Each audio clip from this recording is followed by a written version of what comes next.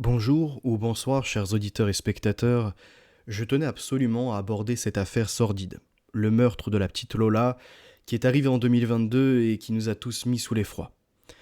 Sous différents aspects, je vais vous présenter ce qui s'est passé, sa disparition, rapidement comment le corps a été retrouvé, l'enquête policière, mais aussi les manipulations de la part de certains médias, les réactions de politiques et des actions qui ont pu s'enclencher, la douleur de la famille, et entre autres de son père, de sa mère et de son frère, particulièrement le père qui en est décédé, de ce chagrin, d'avoir eu les détails du meurtre de sa fille, les photos peut-être également, d'avoir dû authentifier le corps, là où certains des enquêteurs nous disaient qu'ils ont pu l'identifier par ses yeux bleus. Derrière, je voudrais aussi aborder le profil de la criminelle, qui d'ailleurs n'avait pas été sur le territoire, la manière dont elle a été condamnée. On va pas forcément énumérer le verdict, puisqu'il se peut qu'il y ait un appel. Même si elle a été condamnée à la réclusion criminelle, certains Français ont mis sur la scène le débat de savoir est-ce qu'on doit réanimer la peine de mort, remettre en place en tout cas ces jugements pour de hauts crimes barbares. Puisque là, nous sommes sur une affaire qui nous retourne l'estomac, et lorsqu'on a les détails, vraiment le cœur est brisé au vu de ce qu'elle a pu subir cette petite. Commençons d'abord par la famille. Il faut savoir qu'ils sont originaires de Paris et ils vont pouvoir travailler ensemble en couple dans le bâtiment où ils vont emménager. Ils vont être des concierges. Et lorsque la petite disparaît, le père très rapidement est inquiet, il ne la voit pas revenir de l'école, il va alerter les services de police et il s'avère que la police actuellement en sous-effectif, par manque de directives, ne va pas immédiatement se saisir des caméras de vidéosurveillance. C'est-à-dire que l'enquête se met en branle et c'est le père de Lola qui pense à regarder les images de vidéosurveillance de la caméra qui est installée dans le hall de l'immeuble qu'il a à sa disposition en tant que concierge. Le père de famille aperçoit alors sa fille. Donc là, ça lui donne un premier espoir. Il voit qu'elle est avec une femme, peut-être qu'elle a suivi une inconnue et elle a été dirigée ailleurs, il y a toujours cet espoir de la retrouver. Donc c'est une femme d'une vingtaine d'années, il ne la connaît pas, là où par contre sa femme sait de qui il s'agit, puisqu'en fait, cette personne sous OQTF, Dabia B, était allée chez sa sœur, puisqu'elle ne devait plus être sur le territoire, et elle a un parcours assez chaotique avec des stupéfiants, du proxénétisme et tout le reste, dont nous allons parler après. Alors, elle va s'orienter chez sa sœur pour un moment, elle demandera un double des clés et un badge, ce qui ne lui sera pas attribué. Ça sera une des raisons de sa colère sur cette famille. L'horodatage indique 15h15. Et selon des témoins qui ont également pu visionner les images, la petite fille aux cheveux blonds, comme les blés, semble inquiète, apeurée. Sur ces mêmes images, on voit ensuite cette femme sortir de l'immeuble vers 17h avec de lourds bagages. Et vers 20h, le père de Lola en informe les policiers chargés de l'enquête. Il leur donne les détails, la vidéo, le profil de la personne et tout le reste. Et il faut savoir que dans ce bâtiment, le frère de Lola, lui, était sorti peut-être à même pas 2 minutes avant. Et il y a deux ouvertures. Malheureusement, il est parti, on va dire, de l'autre accès. Donc il n'a pas croisé sa sœur. Sinon, il aurait pu la voir. Mais ça, c'est le destin. Lui, en revanche, ce frère, il s'en est voulu pour un certain temps. Peut-être même aujourd'hui encore, ça le travaille. Pour revenir à la criminalité et à cette criminelle à l'écran, la Dabia Benkired est une Algérienne, venue en France. Et une après-midi de l'automne 2022, cette jeune femme qui a entraîné dans un piège la petite Lola Daviet, 12 ans, qui rentrait de son collège, elle lui a fait subir les pires tourments, puis lui a donné la mort. Un crime sans raison précise, si ce n'est la volonté de faire le mal. Je cite. Elle ne connaissait pas du tout Lola. Pourquoi s'en prendre à cette jeune fille s'interroge Timothée Boutry, qui est un journaliste police-justice au Parisien et invité de l'heure du crime. Lors de sa garde à vue, de son audition, cette ressortissante algérienne, qui était soumise donc à l'OQTF au moment du crime, a déclaré « Je l'ai ramené avec moi, je l'ai scotché, je l'ai tué, et puis voilà ». De sang-froid. Sauf que les affaires ne nous étaient pas encore publiées. Il y a un document du Parisien qui montre que cette femme, elle a commis son crime dans l'après-midi, puis elle est partie avec ses valises, donc les vêtements et tout le reste, mais aussi une grosse malle Là où on nous laissait entendre que c'était un porte-bagages, une sorte de grande valise, on est plutôt sur une malle. Une malle que vous avez à l'écran qui est à côté d'elle, puisqu'elle s'est rendue dans un restaurant. Tout sourire face aux caméras. Elle a eu le temps de reprendre sa douche, de se coiffer et tout le reste, et comme si rien ne s'était passé, elle transporte le corps de cette petite fille qu'elle a scotché, qu'elle a quasiment décapité, qu'elle a déformé par ses coups de couteau, par les coups de ciseaux, par la violence dont elle a fait part. Et on a une information selon BFM TV, donc cette femme, au début on n'a pas les images, aurait ensuite demandé de l'aide pour porter une malle, qu'elle déplaçait avec difficulté dans la rue jusqu'à un véhicule. Il y a énormément de faits troublants. Premièrement, l'homme qu'elle va voir dans le restaurant. C'est atroce. Hein. Là, elle va dans un restaurant avec un corps dans la malle. C'est elle qui a ramené la malle. Alors comment elle l'a ramenée toute seule ? Ça pose question, parce que déjà, sur la vidéo, on voit que le mec, en déplaçant un peu avec son pied et tout, il a du mal à bouger, puisque la petite Lola doit peut-être faire 30 ou 40 kilos. Ça reste une enfant de 12 ans. Plus certainement les affaires qu'elle a mis dedans. C'est elle donc qui a ramené la malle et 2 autres valises dans ce bar juste après avoir violé, torturé et tué Lola le 14 octobre 2022. En face d'elle, un homme qui la voit arriver, discute avec elle. Sauf que ça, c'est pas exact. On va voir après, en recoupant les articles, ce qu'il en est, de qui est cet homme face à elle. Et comprend que quelque chose ne tourne pas rond. Dabia Benkired lui désigne la valise, l'entrouvre et semble l'inciter à regarder son contenu. Ce dernier touche rapidement le couvercle, semble jeter un œil rapide puis se lève, sans que l'on sache s'il a compris que la fillette tuée se trouve à l'intérieur. Je veux dire, un homme qui la rejoint, qui l'aide à transporter la malle, qui commence à regarder dedans au moment où, apparemment on va le voir après, elle lui déclare que c'est un organe. S'il se lève, c'est qu'il a bien repéré quelque chose de suspect. Pourquoi à ce moment-là, dans le bar, il va pas trouver les employés pour leur dire d'appeler la police le temps qu'il l'occupe ? Parce qu'il est complice. Et que dedans, ce personnage a certainement des réseaux à côté, dont il n'y a pas eu d'enquête. On rappellera d'ailleurs un autre article qui dit « Il aurait alors touché le contenu du bout des doigts et senti quelque chose de compact, et c'est là que Dabia B lui aurait dit « c'est un rein ». Il y a donc peut-être un trafic d'organes. Et vous allez voir ce que ce type va dire. Donc le Parisien qui a retracé la cavale de Dabia B indique qu'après être réapparu sur les images de vidéosurveillance de l'immeuble à 17h, la tortionnaire présumée déambule rue Manin. À quelques mètres de l'immeuble, chargé de la malle et de ses 2 valises, elle alpague un homme et lui demande de l'aider à porter ses bagages jusqu'au métro le plus proche. Ce dernier refuse, mais sollicite en revanche une connaissance qui pourrait la déposer. La suspecte souhaite se rendre dans le 92. Mais avant cela, elle lui explique qu'il y a de la marchandise dans sa malle et propose de lui montrer dans un bar à proximité. Toujours selon le quotidien régional, l'homme touche alors le drap dans la malle quand Dabia B lui dit qu'il s'agit d'un rein. L'homme en question quitte les lieux sans avoir vu le contenu de la malle selon lui. Et il ne trouve pas la police, rien. Donc, écoutez bien, à la fin. Dans les déclaratifs de cet homme que vous avez à l'écran, il croise, selon les déclarations de Dabia B, puisqu'en soi, ils n'ont pas bien mené l'enquête. Elle croise par hasard cet homme, donc un maghrébin, certainement musulman. Lui, il va contacter un pote à lui, pour pouvoir lui déplacer ses affaires. Elle lui dit « Attends, j'ai de la marchandise, t'as moyen de te faire en gros du pognon. Viens, on va dans un bar, on va en parler. » Elle lui dit donc que c'est un trafic d'organes. Le mec, il déplace la malle et tout le reste, et il va déclarer, et dans les médias c'est retranscrit, qu'il n'a jamais vu le contenu de la malle. Sauf que regardez bien pour ceux qui avaient vu la vidéo. Et, comme moi qui avais l'œil, je crois que ça n'a pas encore été relevé d'ailleurs sur internet. L'homme, il est là.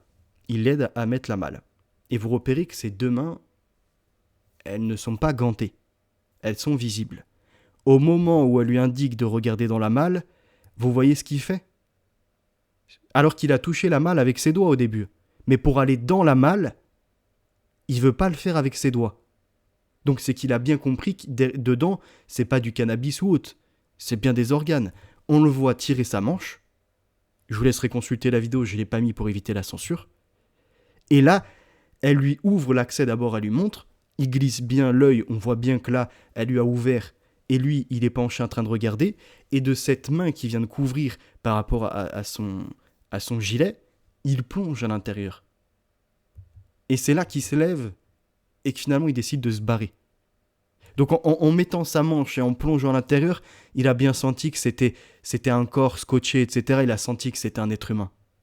Et ce type-là, donc, est un arabo-musulman dans l'affaire qui, lui, ne sera pas inquiété. Devant les enquêteurs, on en a un autre, c'est Rachid N, donc pareil, un autre arabo-musulman, qui explique avoir appelé une autre plateforme de chauffeurs pour que la suspecte reparte avec ses valises et sa malle aux alentours de 22h30, direction le 119 de la rue Manin. Donc, je ne sais pas si le Rachid N, c'est le même que dans le restaurant, mais on a un type pareil chez qui elle va, donc elle a plein de contacts comme ça, arabo-musulmans, dont elle essaye peut-être, après les trafics de stupes, de proxénétisme, de voir s'il n'y a pas les trafics d'organes. Et le mec va dire, moi j'étais au courant de rien de ce qu'il y a dans les valises, mais j'ai pas voulu la transporter. Pourquoi ? Mais pourquoi tu veux pas la transporter si tu l'as accueillie et tout ? Derrière, il était question aussi qu'il y ait un des chauffeurs qui aille acheter des capotes et tout, parce qu'en fait, il était prêt à l'aider, mais en échange, il voulait en abuser, quoi. Il voulait non pas abuser la petite, mais la dabiaber. Cet homme était-il au courant de ce qu'il transportait ? Sa mise en examen pour recel de cadavre semble confirmée. S'il indique avoir été piégé, il était au courant que sa passagère était recherchée par les services de police. De retour sur le lieu du crime vers 23h, Dabiabé décide d'abandonner la dépouille de la petite Lola qui sera retrouvée à peine 20 minutes plus tard. Un côté sordide.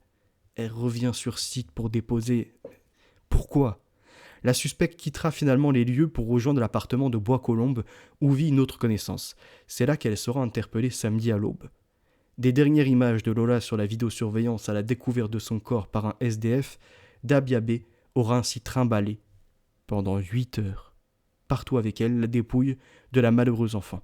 En ce qui concerne la vente d'organes, le parquet de Paris précisera que Dabiabé n'a pas évoqué cette question devant les enquêteurs, donc affaire sans suite. On n'enquête pas sur le type qui rentre avec elle dans le bar lorsqu'elle lui parle de trafic d'organes, ni de d'autres contacts auprès de qui elle a essayé de se séparer du corps, soit pour qu'il fasse des rituels sataniques que l'on retrouve dans la partie de l'Afrique arabo-musulmane, donc l'Afrique du Nord. En garde à vue, Dabia Benkired, c'est aussi quand elle est sur le fait, elle reconnaît les crimes, elle reconnaît le viol, mais elle essaie de se faire passer pour folle. Elle dit vouloir faire un barbecue avec la malle. Au cours de sa garde à vue, le policier lui a demandé ce qu'elle comptait faire de la malle où la jeune enfant a été découverte. Et elle dit « Je comptais en faire un barbecue et le manger avec une sauce mayo samouraï », lui a alors répondu Dabia Benkired. Pourtant, nous remarquons bien qu'elle cherchait plutôt un aspect financier, qu'elle était tout sourire pour essayer de se débarrasser rapidement du corps. Donc, dans ça, il y a quand même, dans cette manière de procéder, beaucoup de choses qui nous interrogent, sachant qu'on sait que dans tout pays, il y a des trafics d'organes. Que ce soit en Amérique, en France, ou même encore dans le tiers-monde, il y a des trafics d'organes.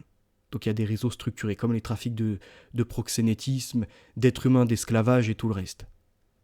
Pour revenir à l'affaire, vu qu'elle essaie de se faire passer pour folle, il y avait la peur que les psychiatres, comme ils le font dans bon nombre d'affaires, souvent, disent « Bon, elle ne peut pas être jugée puisqu'elle n'était pas consciente de ce qu'elle faisait, et alors on va uniquement la mettre en psychiatrie et la placer sous médoc. » La société aurait sans doute préféré croire que ce crime inqualifiable était celui d'une déséquilibrée.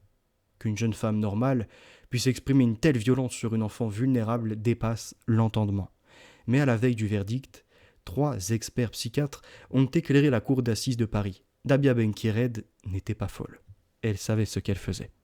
Et pour s'en assurer, on remarque qu'elle essayait de vendre le corps en pièces détachées, qu'elle a cherché, on va en parler après, sur internet comment faire un rituel avec un corps d'enfant.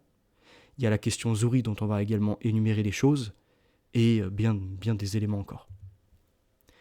Ni chaud ni froid, un extrait vidéo de la garde à vue de Dabia Benkired diffusé au procès. Un extrait vidéo de la garde à vue de Dabia Benkired est diffusé au procès. On y entend la jeune femme dire encore, pour visionner les photos du corps de la jeune Lola présentées par le policier. Elle n'a affiché aucune expression. Elle fixe les photos sans rien dire. Le policier lui demande « Ça te fait quoi ?» Et elle répond ni chaud ni froid. J'ai déjà été violée, j'ai perdu mes parents, lui répond Dabia Benkired. Donc, elle affirme quand même quelque chose lors de sa garde à vue, c'est qu'elle fait un viol, mais elle explique qu'elle-même a été violée. Donc, en réalité, elle connaît la douleur que c'est. Et regardez, le parquet de Paris donc a requis la mise en accusation de Dabia B, principale suspecte du meurtre de Lola survenu en octobre 2022 à Paris. Dans son réquisitoire définitif, il demande un procès pour, je cite, viol sur mineur avec torture ou acte de barbarie et meurtre d'un mineur de 15 ans accompagné de viol, torture ou acte de barbarie. Même si pour moi, le viol et même un meurtre relèvent déjà d'une barbarie.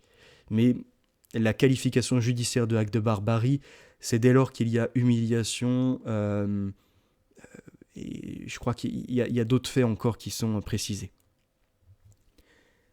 Un élément troublant est rapidement relevé dans la presse, c'est les chiffres sur le corps.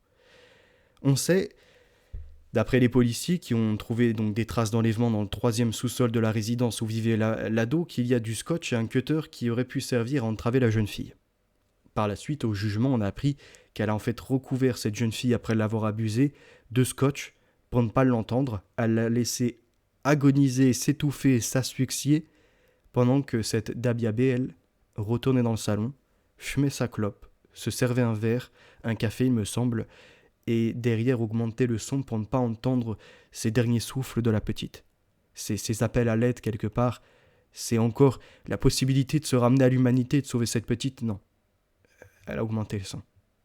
La malle a été retrouvée vers 23h30 dans la rue proche de la résidence de la jeune fille.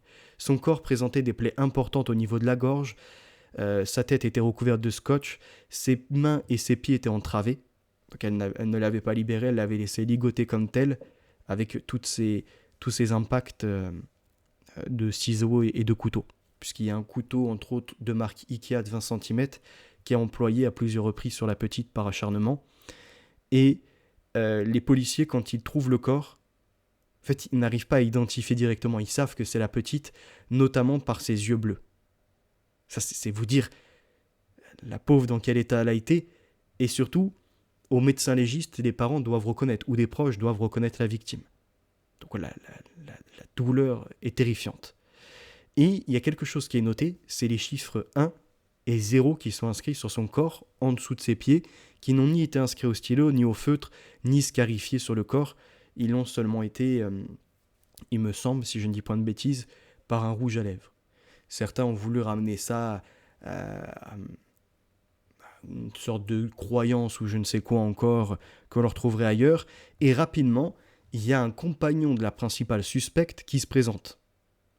Lui dit la dernière fois que je l'ai vu, il essaye de mettre de la distance, de se séparer de l'affaire. Il dit c'était il y a 10 jours.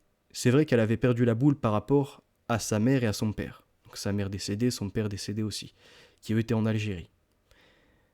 Ce mec-là, dont on va reparler après, puisqu'il pourrait être en réalité un des suspects ayant abusé de la Dabia B avant qu'elle devienne criminelle. Elle a eu un parcours difficile en France et même dans son pays d'origine. Elle explique avoir été violée, contrainte à la prostitution, pour ramener de l'argent, mais même plus encore, qu'elle a eu des fréquentations de trafiquants de drogue. Et lui, là, il va rapidement trouver le micro de BFM TV, alors que la plupart, en plus de ces blédards, arabo-musulmans, etc., c'est toujours BFM, c'est la manipulation, vous voyez, alors qu'en fait, ils s'en servent. On se rappelle également du logeur de Daesh. Rapidement, pour se mettre un alibi et essayer de être dissocié de l'affaire, il a trouvé la caméra de BFM TV. Et il a dit en mode « Ah, moi, je savais pas, j'étais qu'un logeur, etc. » Et il a toujours joué sur cette ambiguïté qu'il était uniquement là. Donc on est sur une autre affaire, mais qui a aussi fait beaucoup de morts français, qui a touché le peuple français. Le logeur de Daesh. Vous vous rappelez de cette affaire ? De ce type qui trouve les caméras, qui même au procès essaye de faire tout un théâtre sur sa personne, et qui dit « Moi j'étais seulement un logeur, on me remettait des logements et je les sous-louais ». Donc on remarque dans ces affaires quelque chose d'intéressant aussi, c'est que ces arabo-musulmans sont présents partout pour nuire déjà à notre société sans faire le crime. C'est-à-dire trafic de logements sous location, exploitation de ceux qui n'ont pas les papiers, parce que on a appris récemment qu'il y en a entre 600 000 et 900 000 des personnes qui n'ont pas à être sur le territoire français. Donc c'est-à-dire que logiquement, ils n'ont pas de logement officiel. Donc ils font des sous-locations. Ils font du travail au black. Ils sont poussés peut-être à certaines criminalités, etc. Là, il y a tout un réseau enquêté. Ce que je dénonçais déjà il y a peut-être 5 ans, 6 ans. Et aujourd'hui, comme je grandis, j'ai plus d'informations, tout se concrétise. Donc, des logeurs de terroristes, des apologistes du vil, de ceux qui font de la sous-location, de la prostitution, des trafics de stupéfiants, également, qui permettent, puisqu'on rappelle que c'est des étrangers qui ont fait le crime du Bataclan, l'acte terroriste. C'est bien une étrangère qui tue cette petite Lola ou la Philippine ou bien d'autres encore. Donc il y a un réel sujet. Eh bien, écoutez ce qu'il va dire. Vraiment. Alors, un petit instant, parce que moi, il faut que je puisse entendre aussi. Hop, que je vous active ça. Et je vous laisse écouter ses propos. On entend directement le blédard, on voit un peu sa tête à un certain moment. Et qu'est-ce qu'il va faire ? Donc là, on est sur un profil qui est du Maghreb. Un musulman. Puisque le Maghreb, à 80%, 90%, c'est des musulmans. Et que les walla des rues, c'est pas des chrétiens. Eh bien, il va essayer de détourner l'attention en disant que la Dabiabé criminelle, récemment, elle était chrétienne. Elle voulait faire la croix.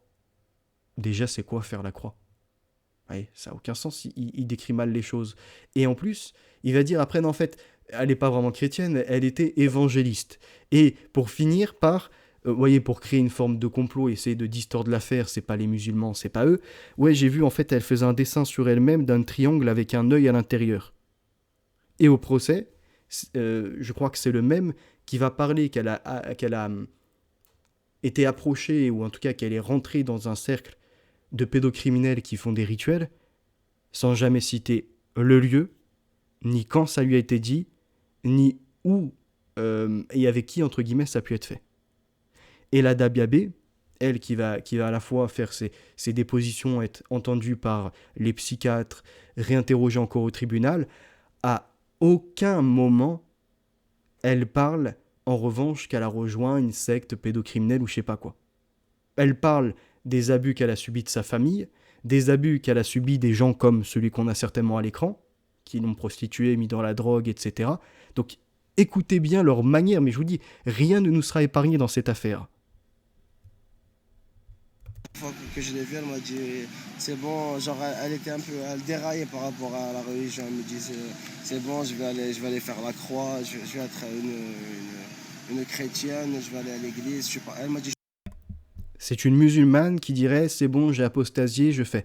Et sur internet, parce que dans les journaux, après enquête, journalistes, policiers, également les psychiatres, ou encore là le juge récemment avec le procureur et tout le reste, personne n'a eu les propos de Dabiabé. Il n'y a qu'un homme qui a intervenu et qui la côtoyait, qui a dit elle est chrétienne, elle tombe dans l'évangélisme, etc.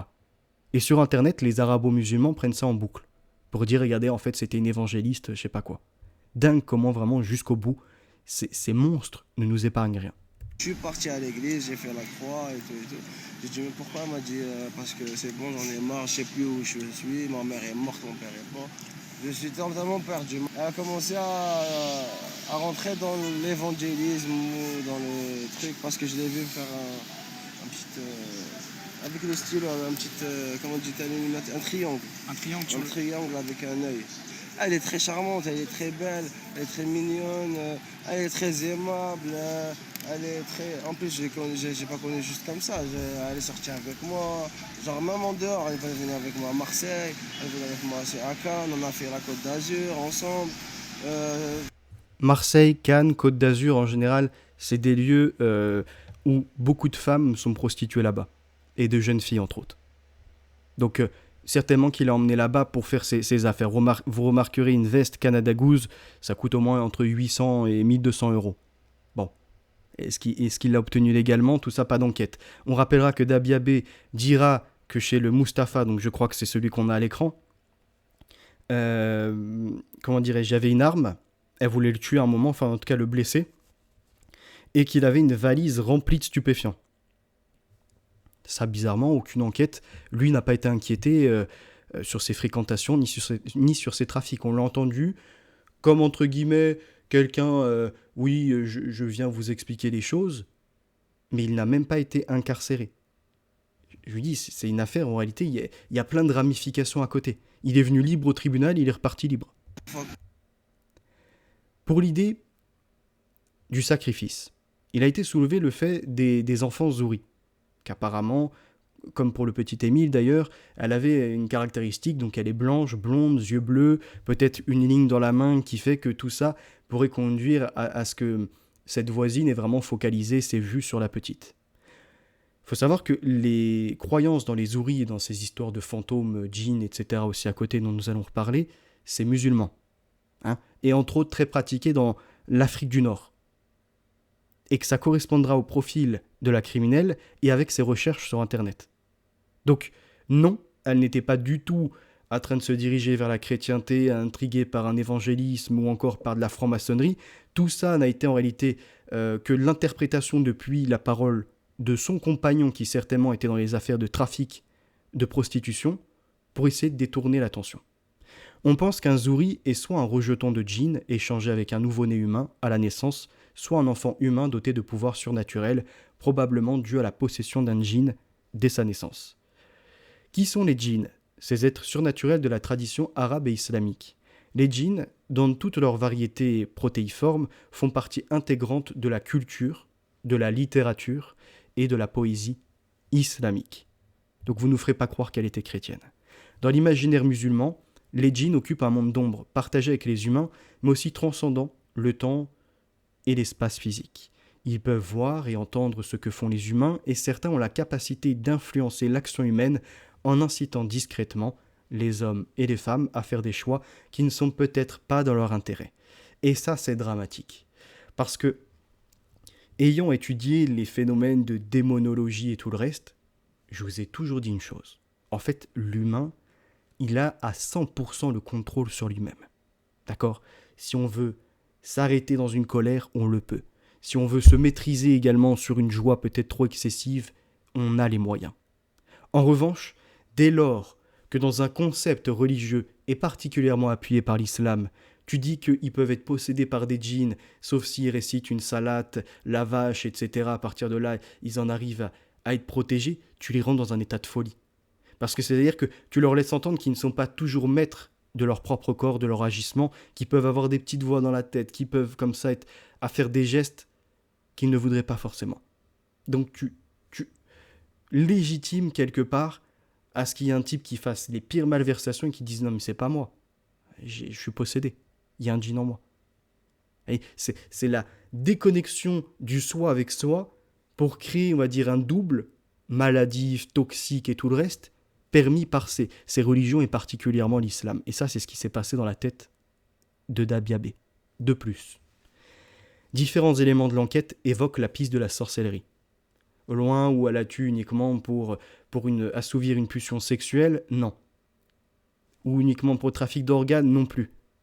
C'est plus particulier. Et c'est pour ça que lorsqu'elle se rapproche entre autres de cet arabo-musulman dans le bar, mais de d'autres, peut-être qu'elle essaie même pas de revendre le corps comme tel, mais plutôt de mettre au point le rite qu'elle attend. Et on rappellera qu'elle côtoyait un autre, je crois, c'est le Mustapha, ou il y en a un autre qui est en prison actuellement. Non, c'est pas Mustapha, je crois que c'en a un autre, qui faisait des trafics, des sorcelleries, du vaudou et tout le reste, et qui est un musulman. Donc nous faire croire que c'était une chrétienne, mais vraiment une horreur, une sorcellerie de leur part. L'enquête raconte par exemple avoir entendu un témoin durant les investigations qui racontera que Dabia avait eu une discussion un week-end avant les faits à Pornic.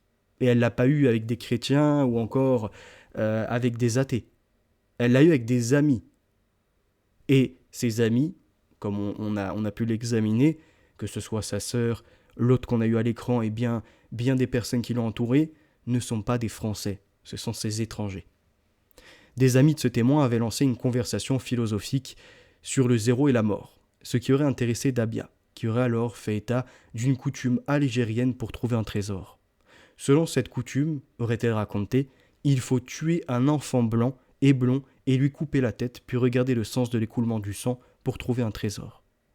C'est elle, là, la Dabia B, qui le week-end précédent parle de ça, d'une tradition dans l'Afrique du Nord, qui n'est pas du tout évangéliste comme certains veulent le laisser entendre, puisque l'enfant zouri est une question de djinn, croyance pré-islamique et islamique, que l'on retrouve dans les différents moyens, comme on l'a vu juste avant.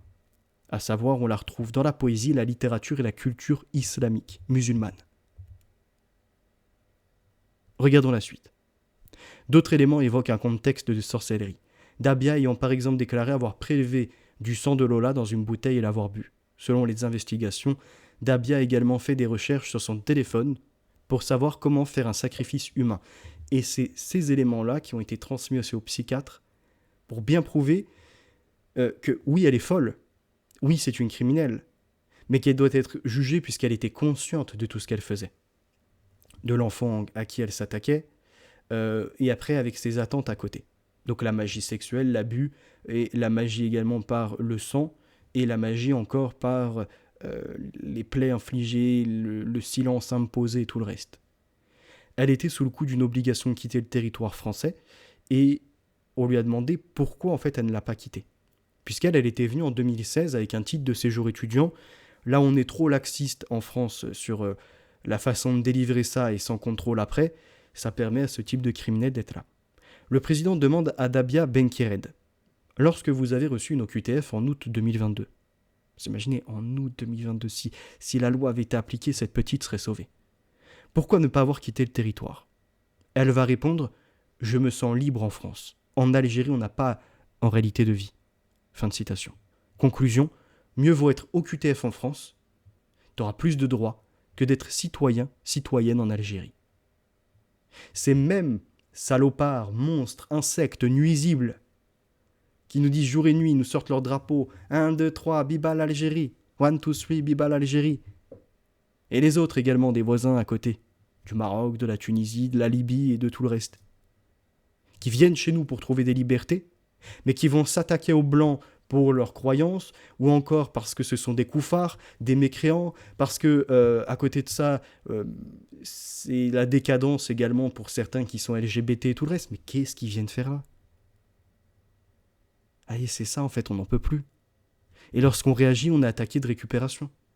C'est-à-dire que tous ces crimes-là, faits par des étrangers, on doit dire « Ah mais ça reste humain, quoi, ouais, on en a chez nous, comme il en existe ailleurs. » Donc on va composer avec, puis on va en faire venir plein des profils comme ça, qui sont dérangés psychologiquement, sous médicaments, dans la haine de l'Occident, en nous voyant comme des mécréants et tout le reste. Allez, venez nous tuer, venez faire du mal aux petites filles. C'est quoi ces directives monstrueuses aussi ? Il y a eu un rassemblement. Certes, des politiques, eux n'ont pas pris l'affaire Lola pour débuter leur carrière, entre guillemets, ou pour faire le point zéro de leur attente de changement. Éric Zemmour, je ne l'apprécie pas. Jordan Bardella, pour moi, pareil, n'est pas assez convaincant. Mais néanmoins, ces hommes politiques et bien d'autres sont restés droits dans leurs bottes. On dit, vous voyez, cette affaire Lola, on ne veut pas l'instrumentaliser. On veut juste dire que c'est encore une affaire de trop, et que tout ça, on peut l'éviter comment ? On pourrait éviter ces crimes, ces délinquances et tout le reste à côté, l'ensauvagement, si on appliquait ce que nous on demande, la sélection de ceux qui viennent chez nous. C'est-à-dire on ne ferme pas les frontières intégralement et on n'accueille plus personne. On fait une gestion. On vient à effectuer un tri. Toi là, on a repéré sur tes réseaux que tu as la haine, tu viens pas. Toi ici, ton casier est trop important, tu ne seras pas bénéfique. Toi encore, au vu de ta manière de ne pas vouloir apprendre le français et d'aimer la culture française, tu dégages. Mais comme on ne veut plus sélectionner le bon grain des livrets, on se retrouve avec du bon grain qui a su s'assimiler en 1, 2, 3, 4 générations, parce qu'il faut en accepter un peu aussi, en proportion, en quantité acceptable. Ils se sont retrouvés à vouloir, eux, être inclus dans les indésirables, et en disant « Ah ben non, mais ils nous ressemblent, c'est nos frères, on vient des mêmes pays et tout, donc si vous les discriminez, c'est nous aussi derrière à qui vous faites du mal. » Et donc, comme ça, ils vont jouer toujours du terme « Ah mais t'es islamophobe, si tu veux pas, ah mais toi t'es un raciste, toi t'es xénophobe. » Et c'est ce qui s'est passé. Le rassemblement qui à la base demande de la justice pour Lola et surtout une réaction politique pour enfin verrouiller nos frontières, remettre de l'ordre là sur les 600 000 à 900 000 personnes étrangères qui n'ont pas les papiers français, qui ne sont plus à jour dans leur visa et dans le reste, de les virer du territoire parce qu'ils n'ont rien à faire ici. et qui retournent chez eux. On n'appelle même pas leurs morts. On n'appelle pas à les mettre au goulag, sauf pour les récalcitrants, ceux qui ne veulent pas. On appelle d'abord à faire le plan de rémigration de paix. Parce qu'aussi on est chez nous, et il y a un moment, la démocratie, c'est le peuple qui s'exprime. C'est la vox populi, la voix populaire.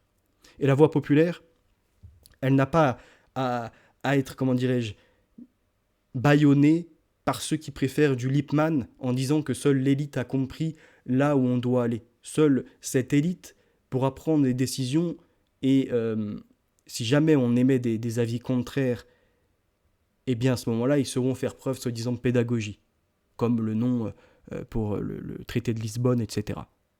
Pour revenir au sujet, donc Éric Zemmour a rejoint, n'a pas organisé, il a rejoint une manifestation, il a tweeté d'ailleurs régulièrement avec le hashtag Manif pour Lola, il a incité les Français à être justement ce peuple résultat, à ce qu'on retrouve en fait la bienveillance que l'on avait avant d'être sous invasion, avant d'être sous occupation de ces colons arabo-musulmans, même devrais-je dire africains musulmans, puisqu'il y a également des Africains noirs qui font la même chose. Le président par intérim du Rassemblement national, qui l'est devenu, je crois, par la suite, Jordan Bardella, a dénoncé l'ensauvagement et l'immigration et a également indiqué qu'il se rendrait sur place. Le sujet s'est invité à l'Assemblée nationale. Marine Le Pen n'a pas hésité à pointer du doigt la politique migratoire du gouvernement. Elle a assuré que la suspecte de cet acte barbare n'aurait pas dû se trouver sur notre territoire. Il y a eu des propos similaires tenus par les Républicains, comme Éric Pauget et d'autres encore. À ceci, le camp, soi-disant du bien, ceux qui détiennent les clés du pouvoir en main et qui s'en amusent, et certainement joints à ces criminels, nous avons Elisabeth Borne, ne respectant d'ailleurs jamais la démocratie par ses 49.3, qui dit un peu de décence, respecter la douleur de la famille, qui souhaite laisser la police et la justice faire leur travail. Alors moi je me questionne parce qu'il n'y a personne qui a été interpellé, hormis les 4 suspects du début et d'Abiabé, il n'y a personne. C'est-à-dire, de celle-ci où on voit qu'elle est en contact avec des trafiquants de stupes, de proxénétisme, aucune interpellation à côté. Bizarre. Le ministre de la Justice, quant à lui, celui du procès d'Outreau qui avait fait faire pipi des gamins sur eux parce qu'il les avait tellement intimidés pour qu'ils changent leurs paroles, en les traitant de menteurs ou en tout cas en ayant distordu les faits, ce monstre-là qui a réussi à être maintenant, à un certain moment, ministre de la Justice, là où il n'a été en réalité que l'avocat étant le diable pour le diable, pas seulement l'avocat du diable lui-même est inspiré de ça. Il déclare se servir du cercueil d'une gamine de 12 ans comme on se sert d'un marchepied, c'est une honte. Je ne sais pas si vous imaginez l'image qu'il donne. Comme si les Français qui en ont marre et les politiques qui expriment qu'il faut contrôler l'immigration et tout le reste, avaient, entre guillemets, de façon symbolique, pris le corps de Lola mis dans un cercueil pour s'élever en disant maintenant sur ce corps on demande une politique. C'est pas du tout ça qui a été fait. Et ça c'est absurde de la part de ce personnage, il le sait très bien. Il a appelé les députés à ne pas rajouter à l'atrocité la plus absolue le commerce indigne de la démagogie. Démago, c'est-à-dire dès que tu fais preuve de bon sens, t'es un démago. Vous êtes toujours au rendez-vous du malheur dont vous faites depuis des années votre miel. C'est pas histoire de faire son miel, c'est histoire d'aimer son pays, d'aimer les siens et d'en avoir marre.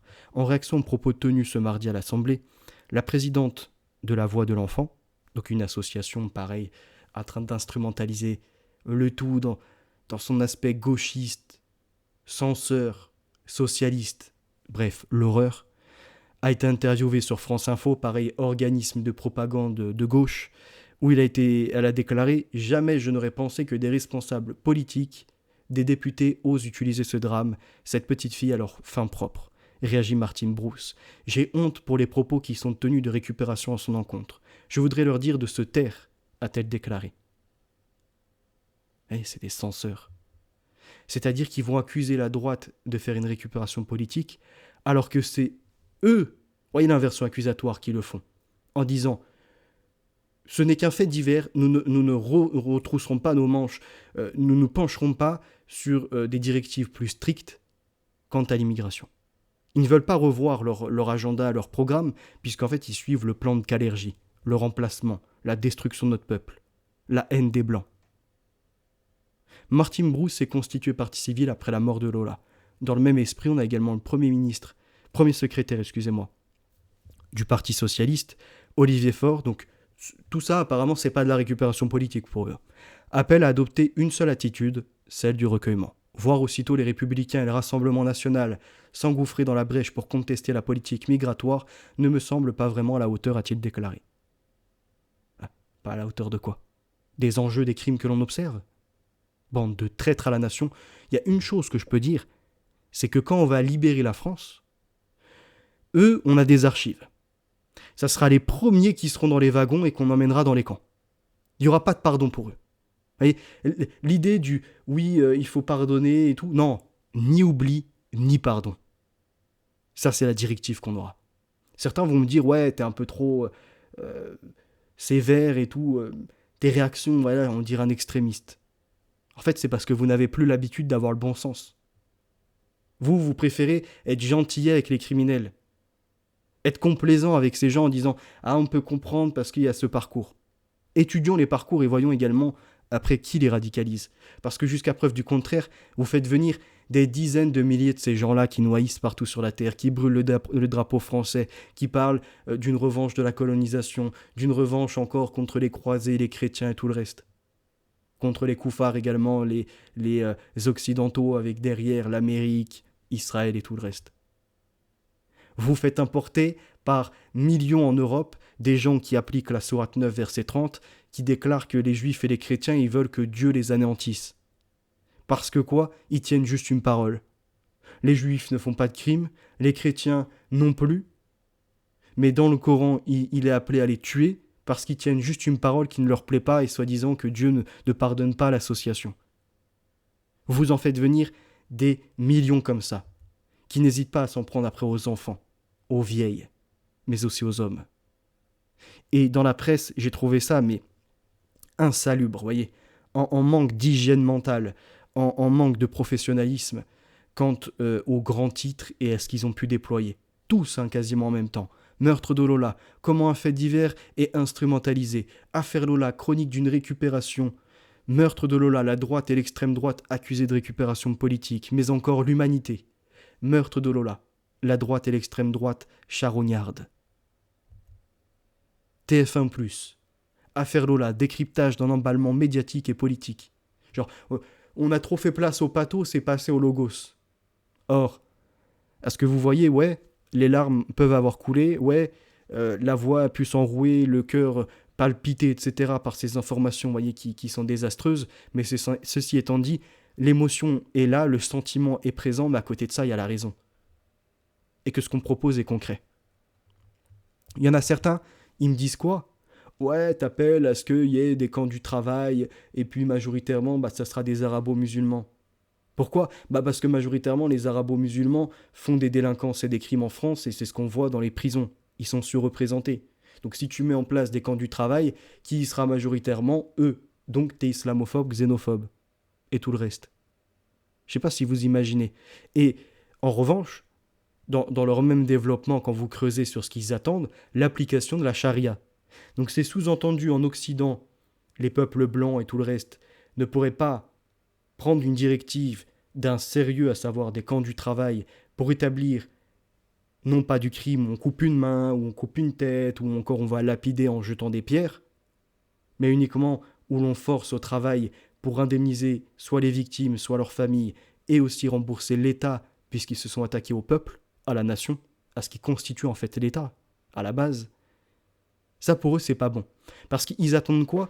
Qu'en Occident, il n'y ait plus de justice, que le chaos soit partout, pour qu'il y ait le moment de renversement en disant le christianisme était trop complaisant, la République, elle, était trop corruptrice, volubile et tout le reste. Nous on arrive, on est sérieux, on n'a pas changé sur nos pratiques, c'est la charia. Donc celui qui vole, on coupe la main, celui qui viole, on le tue et tout le reste. Mais pourquoi dans ces cas-là, quand nous on affirme hors de votre charia, vous nous interdisez ? Parce qu'en fait, vous êtes dans la dissimulation et vous voulez que ce soit le cas en Europe pour venir vous imposer et faire votre grande oumma avec le califat derrière. Et on vous a détecté, on ne vous laissera jamais faire. S'il faut qu'on prenne entre guillemets notre vie, qu'on la perde sur le combat qui aura lieu, on la perdra et avec honneur et avec valeur. On vous laissera jamais notre territoire. Si demain vous êtes majoritaire, etc., on fera en sorte de détruire les bâtiments. On fera en sorte, en tout cas, de ne pas vous laisser le terrain comme ça, comme vous pensez le prendre, le recueillir. Certainement pas. Donc on se battra jusqu'au bout.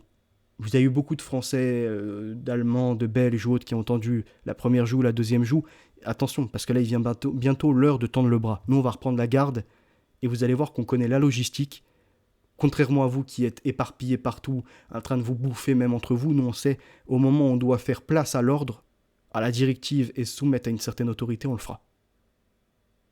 Et c'est une certitude. C'est pas uniquement des propos en l'air comme ça. C'est que là, mentalement déjà, on est des milliers, des dizaines de milliers, voire des centaines de milliers, prêts à prendre un équipement, prêts à prendre les armes et prêts à charger les wagons. Pas d'innocents, parce que nous on n'est pas des saloperies comme vous. Uniquement des criminels et de ceux qui en veulent à l'Occident. Pour revenir encore une fois, à ce qu'ils ont pu faire d'horrible, il y a France Télévisions, par l'argent public, qui a produit La Fabrique du mensonge, Affaire Lola, chronique d'une récupération, pour taper uniquement sur les nationalistes, les patriotes, les Français, et ceux qui en ont ras-le-bol aussi, de voir toutes ces petites victimes partir les unes après les autres.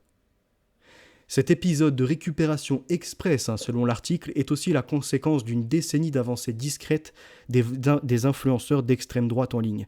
Faire croire au grand remplacement ou à la menace du francocide, c'est aussi rendre des propos extrêmes acceptables et à terme pouvoir gagner dans les urnes.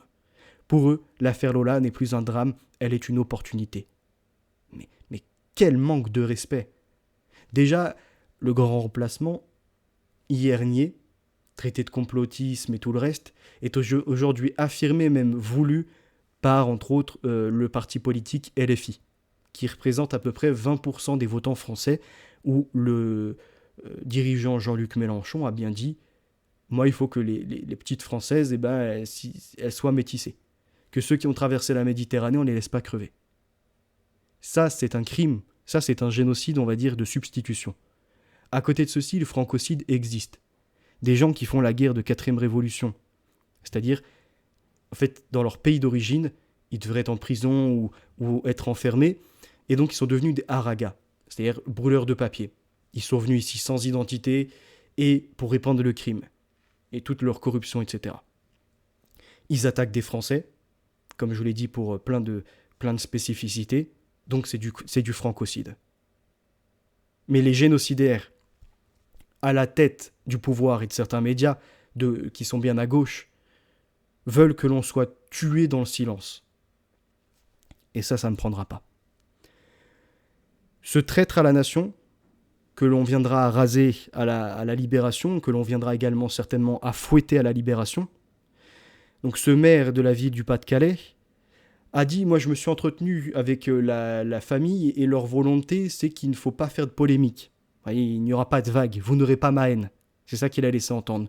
Sauf que la famille n'a pas du tout dit ça, notamment Damien Rieu a échangé avec celle-ci, et ils ont confirmé que les parents de Lola ne sont pas du tout contre les hommages et les rassemblements. Simplement, eux ne veulent pas participer parce qu'ils sont en recueillement, c'est trop douloureux et ils ne veulent pas que les caméras soient braquées sur eux. Ils ont voulu rester un peu dans l'ombre discret, pour essayer de se recueillir dans la lumière, on va dire, de ce qu'est leur fille et du créateur. Le maire DVG et les médias mentent éhontément, comme ils l'ont fait d'ailleurs pour Alban Gervaise et bien d'autres Français. Dans le message qu'il a eu avec, l'interlocuteur de la famille, il a bien mis « Bonjour, j'en ai parlé à Delphine, pour eux c'est beaucoup trop tôt pour qu'eux-mêmes organisent quelque chose ou qu'ils parlent tout simplement. » Ils n'étaient pas prêts, voix trop enrouée, visage fatigué, plus de nuit, de sommeil qui peuvent se faire, surtout au vu des détails et tout le reste. Maintenant, si les gens organisent des marches blanches ou autres, c'est tout à leur honneur et ils en sont très touchés. Certains diraient « Ouais, mais c'est un ami de la famille. » Jamais la mère de Lola n'a dit ça. Je vais vous prouver après par un article qu'en fait, ça lui a fait énormément de bien de voir des pancartes, des photos de sa fille, on va dire même générées pour laisser la vraie image de sa fille là où elle est, mais en revanche, pouvoir en faire un symbole, eh bien, ça a plu à sa mère. Elle a été interrogée au Figaro et il y a eu 2-3 questions de posées. Une controverse sur les OQTF a une nouvelle fois émergé juste après le meurtre de Lola. Dabia Benkired était en effet visée par une obligation de quitter le territoire français. Que vous inspire ce débat ? Donc, il rappelle le meurtre de Lola la petite, mais aussi le meurtre d'une autre qui a eu lieu récemment, Philippine. Je n'ai pas suivi les débats à l'époque. Je m'étais totalement mise à l'écart, dit sa mère. Elle n'aurait pas dû être là, tout le monde le sait. Cette Dabia B. Ça renforce ma colère. Après, que faire ? Que dire ? Ma vie était très bien avant. Nous sommes originaires du Pas-de-Calais. On a eu l'opportunité avec mon mari de partir à Paris en 2003 et de devenir gardien d'immeuble en couple. Excusez-moi, c'est plutôt ça, ils sont partis sur Paris tout à l'heure, je me suis trompé. Cette dame a tout détruit. Tout ce que j'avais. Ma fille, mon mari, notre boulot. Derrière, on peut se douter, les 3 petits points, c'est la famille. C'est en fait même la présence sur Terre, la joie de vivre et tout ça. Tout a volé en éclats. J'aurai toujours cette cicatrice. Personne ne pourra me l'enlever, que ce soit mes sœurs ou n'importe qui d'autre. D'ailleurs, son mari, que vous avez à l'écran, Johan Davier, a eu dans son parcours quelques difficultés avec l'alcoolisme, mais il avait réussi à se sevrer. Elle rappelle qu'ils étaient certes séparés, mais ils n'avaient pas divorcé. Ils restaient mariés et peut-être que l'avenir aurait permis qu'ils se retrouvent à refonder la famille. Une autre question lui est posée, notamment par rapport à la jeune fille Philippine qui a récemment été tuée aussi dans des conditions atroces à Paris. Le suspect, c'est un Marocain de 22 ans musulman qui était lui aussi visé par une OQTF et il lui demande qu'est-ce que cela provoque en vous. On se dit encore une fois, encore une. Et pour combien de temps ? C'est ce qu'on se dit. Tous ces gens-là n'ont rien à faire là. C'est pas une instrumentalisation de politique haute, c'est la mère, une Française qui s'exprime premièrement, la mère d'une victime de la nation, d'accord, parce que les politiques ont été mauvaises, qui dit que ces gens-là n'ont rien à faire là. Elle n'appelle même pas à leur meurtre, à leur mort. Non, vous allez voir, en plus, elle termine en dignité, avec brillance, avec, on va dire, une belle morale. Elle dit, moi, en fait, je veux uniquement qu'ils soient chez eux, quoi. Malheureusement, on est impuissant. On ne peut rien faire contre tous ces drames, c'est la France. Sous-entendu, il n'y a plus de politique. Le peuple perd son unité, tellement il est dilué dans tous ces gens venus faire l'invasion, la colonisation. J'espère qu'un jour les choses bougeront et que tout sera fait pour lutter contre toute la violence et l'insécurité qu'il y a aujourd'hui dans ce pays. Il faut reconnaître que c'est de pire en pire. Les jeunes ne sont plus en sécurité. On ne sait pas sur qui on peut tomber, on a l'impression qu'on enlève tout aux policiers qui sont là pour nous protéger, alors que les voyous sont récompensés. Et ça, ce n'est pas normal. Il faut aussi que les gens qui n'ont rien à faire chez nous restent chez eux. Bravo madame, vraiment des propos entamés avec brio. Vous êtes quelqu'un d'honorable et honnêtement, cette mère de famille, cette Française, représente tout ce que nous sommes. Un peuple à la base accueillant, prêt à tendre la main à l'autre, appréciant même les différences, mais quand ça devient trop, c'est imposé. Non, on ne peut plus. Je crois que notre bonne foi, il y a un moment, elle se limite. Vous voyez, finalement, c'est un peu comme ce que la plupart des Français ont traversé. Une jeunesse où on est plutôt à gauche, dans l'idée humanitaire de voir non pas ce qui se passe forcément chez nous, mais ce qui se passe ailleurs. C'est-à-dire, ah ouais, pourquoi certains n'ont pas accès à l'eau ? Ah, mais là, ici, il manque d'écoles pour étudier. Ah, mais là, il y a des corruptions au niveau de la monnaie. Ah, puis l'Occident a quand même fait aussi quelques dérèglements par des interventions militaires et tout le reste. Ça, c'est une époque de jeunesse en général. Moi, je l'ai parcouru, je pense que bon nombre.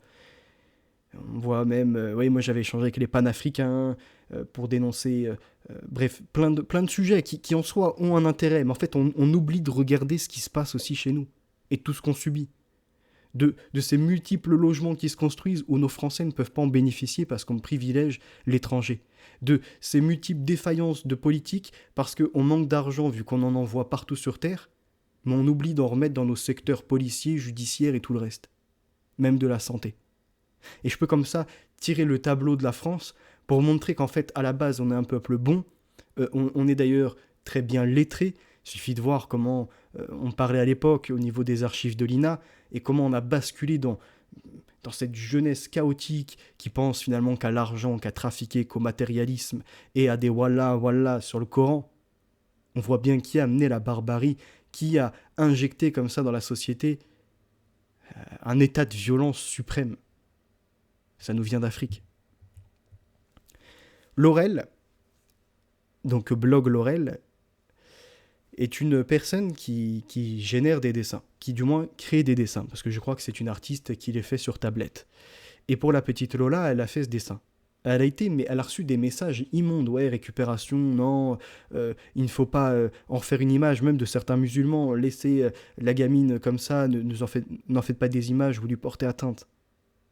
Elle a inscrit en commentaire, en descriptif, je n'ai pas les mots pour Lola, mais j'ai mon crayon.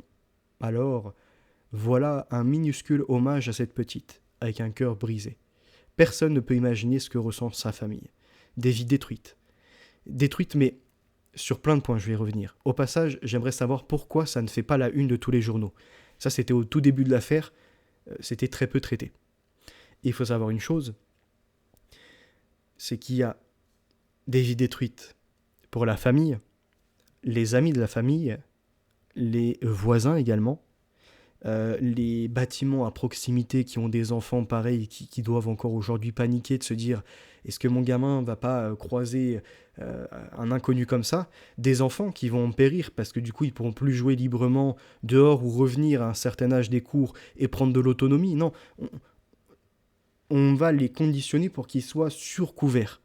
C'est-à-dire que les parents, surtout sur cette partie de la France, même si je pense qu'il y a eu beaucoup de répercussions par la suite, ils vont vouloir créer un cocon autour de leur enfant.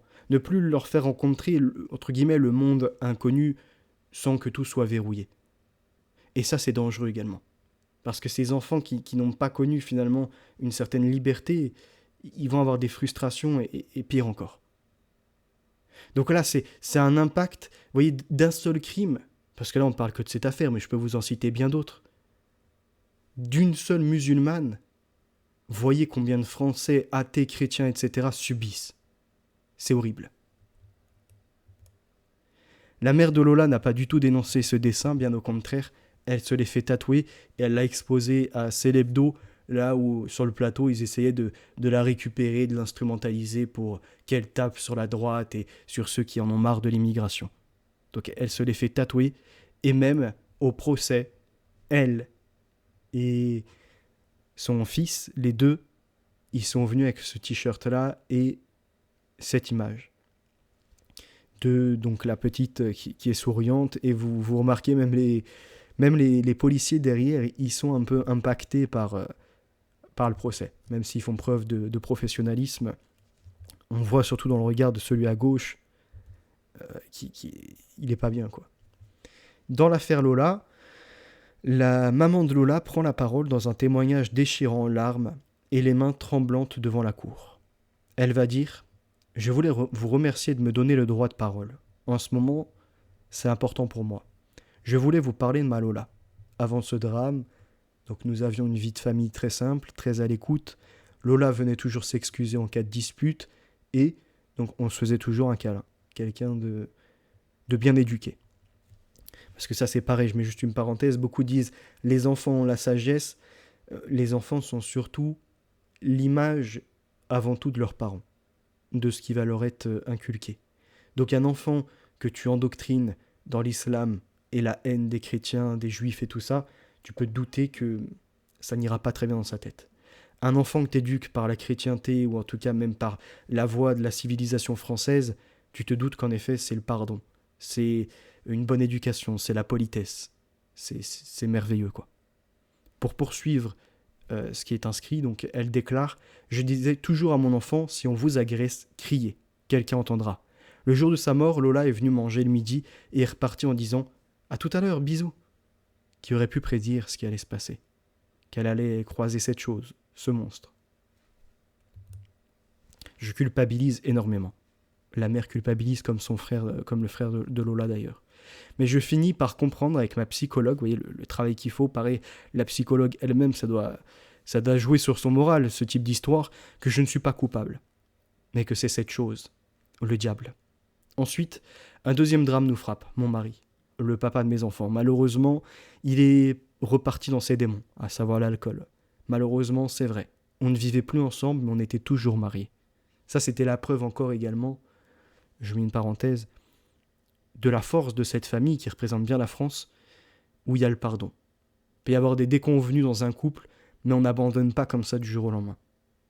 Et il y a des enfants, il faut voir si c'est possible de reconstruire à l'avenir, parce qu'il y a aussi des travers, chacun a son parcours.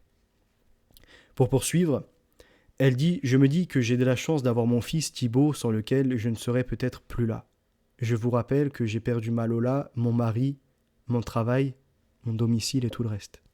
Je demande à la justice de faire le nécessaire pour que cette chose ne ressorte plus, qu'elle soit enfermée à vie. Je remercie mon pays pour le soutien. » Voyez, je remercie mon pays pour le soutien. Pas ces saloperies qui ont dit on ne doit pas en parler, mettez sous silence, etc. Elle remercie les Français. Bravo madame. Joanne Davier est décédée le 23 février 2024 de chagrin et donc du fait d'être retombée dans une mauvaise condition de vie aussi. On sait du Parisien et de l'Occidentis que 4 jours avant son crime, Dabia Benkired a eu un début de relation sexuelle avec son cousin. C'est des monstres. En Algérie, on a en même temps, parce qu'il y a le procès de Mila aussi, qui a dit que les Maghrébins majoritairement étaient des consanguins. Parce que souvent d'ailleurs, eux attaquent la France, particulièrement les ch'tis ou les Normands, en disant ouais, ils couchent entre frères et sœurs ou je sais pas quoi, cousins, cousines. C'est entièrement faux pour la France. Il y a de très très rares cas. En revanche, l'Algérie qui nous attaque sur ça, mais d'autres pays arabo-musulmans, eux pratiquent ces horreurs. Selon une étude publiée en 2024 des universités algériennes de Temsed et de Gardaïa, donc c'est même pas à nous, occidentaux, c'est chez eux, qui portait sur 21 141 femmes âgées de 15 ans à 49 ans, 23% des mariages algériens sont consanguins.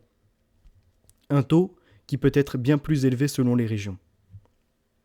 C'est une tradition islamique. En islam, les mariages entre cousins sont permis. Un hadith, celui-ci non authentifié, rapporte que le prophète aurait mis en garde contre ces unions, mais ça, c'est non authentifié.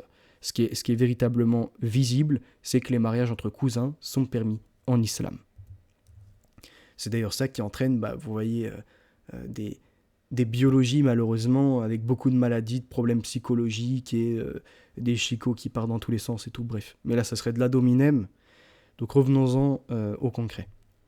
Une vie émaillée de violences sexuelles. Le profil de la criminelle commence à se dessiner. En une matinée, le doute s'est pourtant installé sur le rapport entretenu entre Dabia Benkired et le vrai. Est-ce que c'est vrai ou non ? Ça nécessiterait une enquête tout de même. Elle dit « J'ai été violée par un voisin à 14 ans, en Algérie ». Lance d'emblée la jeune fille au président qui lui demande avec bienveillance quel est son premier souvenir.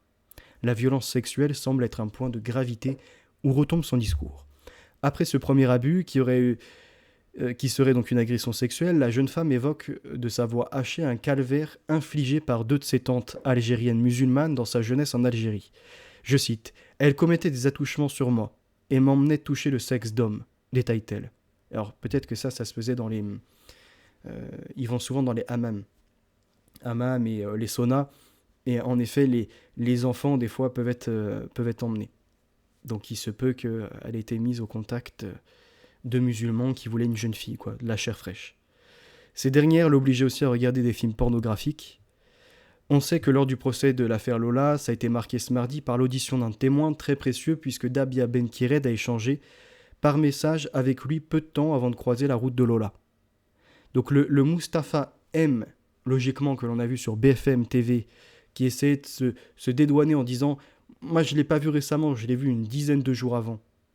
Elle a changé. » Il dit pas elle n'est plus musulmane, il laisse entendre maintenant elle est chrétienne, elle veut faire la croix, elle a fait un triangle, etc. Il essaye de détourner l'attention. On sait qu'en fait ce Mustapha, il a échangé des messages avec elle le jour même où Lola a été tuée. Et la défense, comme l'amour de sa vie, elle le présente comme l'amour de sa vie. Aujourd'hui, elle a déclaré que ce serait à cause de lui en réalité, qu'elle aurait tué la jeune Lola. Après avoir dit que c'était également à cause d'un autre ancien compagnon qui l'aurait ensorcelé, après avoir dit tout à fait autre chose. Peut-être qu'elle s'est vraiment livrée le jour du jugement, face à lui, puisqu'on rappelle, il n'y a pas eu de parloir. il n'y a pas eu de parloir. Lui, il n'est pas venu la voir. Donc là, ça fait quasiment 3 ans qu'elle ne l'a pas vu. Qu'elle ne s'est pas livrée sur celui, entre guillemets, qu'elle aime. Donc quand en général, l'amour peut rendre fou. C'est-à-dire, une personne peut être prête à tout pour sauver une autre. D'autres éléments viennent semer le trouble, comme la secte soi-disant pédosataniste évoquée par l'ex-conjoint interrogé. Celui qui a fait les propos sur BFM, qu'on a reparlé au tribunal, alors que ce type est incapable de dire quand elle lui en a parlé, les détails qu'il a obtenus sur soi-disant cette secte pédosataniste, et encore bien d'autres choses, ce qui a été pratiqué et tout. Il dit elle avait des fréquentations bizarres qui lui ont fait des trucs bizarres, a-t-il déclaré à l'enquêtrice. Il essaye de charger ailleurs l'enquête. Alors que c'est lui qui lui a fait des trucs bizarres. C'est lui qui l'a prostituée, lui qui l'a mis sous drogue. Il dit, excusez-moi, ça c'est elle plutôt qui dit, je voulais lui faire du mal à lui, pas à la petite Lola. Continuant ses déclarations, elle inscrit que je l'aime beaucoup, il le sait, mais je voulais lui faire du mal. Il se retourne, leurs regards se croisent au tribunal et Dabia Benkired a un rictus difficile à interpréter. Est-ce qu'elle le protège ? Est-ce qu'il y a autre chose derrière ? On ne sait pas. Elle dit par contre, et ça c'est intéressant, pourquoi le mec Mustapha d'ailleurs n'est pas réentendu là et arrêté ? Elle dit il y avait une arme chez lui. Un arabo-musulman qu'elle croise, elle c'est nos QTF, il a une arme chez lui. Tranquille, le tribunal ne relève pas ça. Et on laisse développer son truc en disant non mais en fait il y avait une secte pédosataniste, etc. Je comptais lui tirer dessus, elle dit, poursuit-elle avec un regard vitreux. Lola était beaucoup plus faible pour moi que Mustapha M qui est plus fort. Donc vous nous dites, ça c'est le président de la cour d'assises, que c'était à cause de votre relation toxique ? Et elle a dit oui, et tout ce qu'il me faisait subir. Le magistrat reprend. Au lieu de demander qu'est-ce qui vous faisait subir, le magistrat mauvais dans sa profession va dire mais vous l'aimez tellement que vous voulez le tuer ? Et elle a dit pas le tuer, mais lui faire du mal. Vous étiez consciente alors ? On va pas dire que j'étais dans mon état normal, j'étais en colère. Ça m'a mise en colère. Et je vous dis, des juges à certains policiers et autres, mais l'enquête elle a été bâclée. Nous, d'un point de vue extérieur, déjà rien que par les médias, ce qui nous est retranscrit, on sait quoi dire. On rappelle qu'elle a quand même dit qu'elle a été violée par un de ses voisins, par ses tantes, que quand elle est en France, j'ai pas repris l'article, mais ça a été partagé, elle a été prostituée à de multiples reprises. Et d'ailleurs, ce Mustapha M, qu'on a vu sur BFM, a observé, selon lui, un basculement à l'automne 2020. Et maintenant, il va la charger, maintenant qu'il sait qu'elle est derrière les barreaux. La mère de Dabia Benkired vient de mourir quelques mois après son père. La dégringolade a été lente mais exponentielle, résume-t-il. À cette époque, je lui ai dit concrètement, tu vas finir drogué, prostitué. Et il veut faire le mec bienveillant qui a préparé déjà pour elle, on va dire, un moyen de la réveiller.